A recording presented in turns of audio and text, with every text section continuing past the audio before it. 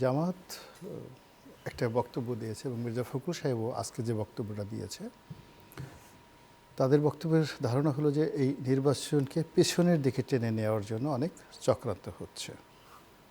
তো আসলে এই সময়টিতে দেশের দুজন গুরুত্বপূর্ণ রাজনীতিবিদ, তাদের মুখ থেকে এই ধরনের যে আশঙ্কা, এটা আমাদের মনে আতঙ্ক ধরিয়ে দেয়। ২ নম্বর হলো যে আমার কিছু প্রশ্ন আসে মনে। সেটি হলো যে যেহেতু আওয়ামী লীগ এবং তার যারা সহযোগী তারা নির্বাচনের মাঠে নেই, ধরে নেওয়া হয় আমাদের দেশের জনগণ ২ ভাগে বিভক্ত।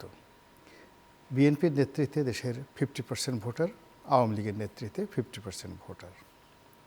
তো এই যে 50% ভোটার আওয়ামী লীগের নেতৃত্বে, তাদের প্রার্থী যারা আছে তারা নেই।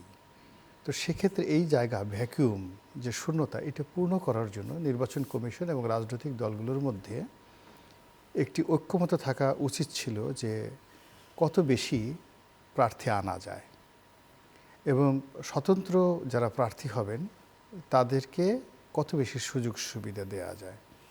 তাতে করে হতো কি যে নির্বাচনের মাঠটি মুখর হতো।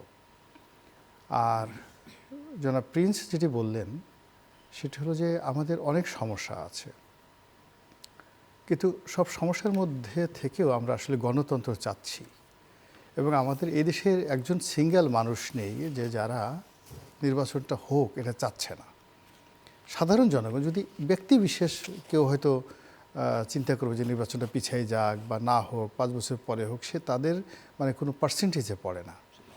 দেশের 99.99% মানুষ চাচ্ছে যে ইমিডিয়েটলি একটা নির্বাচন হয়ে যাক এবং যারা জনগণ ভোট দিবে তাদের হাতে ক্ষমতায় চলে যাক। মানুষ বাস্তবতা মেনে নিয়েছে যে আওয়ামী লীগের নেতৃত্বাধীন 50% লোক আউট অফ রেস, বাকি যে 50% আছে তাদের মধ্যে একটা শান্তিপূর্ণ সমঝোতা হোক, নির্বাচন হোক এবং নির্বাচনতেও যারা প্রতিনিধি তাদের হাতে ক্ষমতা হস্তান্তরিত হোক এবং এরই ধারাবাহিকতায় যে স্থানীয় সরকার যে নির্বাচনগুলো আছে সেই নির্বাচনগুলো হয়ে যাক। এর কারণ হলো 18 কোটি মানুষের কাছে রাষ্ট্রের সুযোগ সুবিধাগুলো পৌঁছে দেওয়ার জন্য, অথবা 18 কোটি মানুষের কাছ থেকে রাষ্ট্রের প্রয়োজনীয় রসদ সংগ্রহ করার জন্য স্থানীয় সরকার এবং জাতীয় পার্লামেন্টের কোনো বিকল্প নেই।